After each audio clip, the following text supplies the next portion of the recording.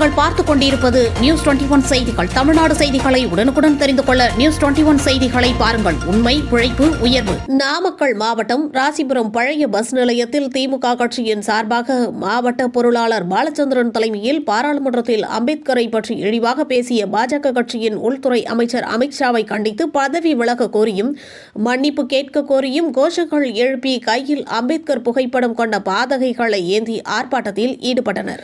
பின்னர் புதுப்பாளையம் செல்லும் சாலையில் அமைந்துள்ள அம்பேத்கர் திருவுருவ சிலைக்கு மாலை அணிவித்து மரியாதை செலுத்தினர். இந்த ஆர்ப்பாட்டத்தில் வெண்ணந்தூர் ஒன்றிய செயலாளர் RM துரைசாமி, ராசிபுரம் ஒன்றிய செயலாளர் ஜெகநாதன் மற்றும் கட்சியின் உறுப்பினர்கள் 30க்கும் மேற்பட்டோர் கலந்து கொண்டனர்.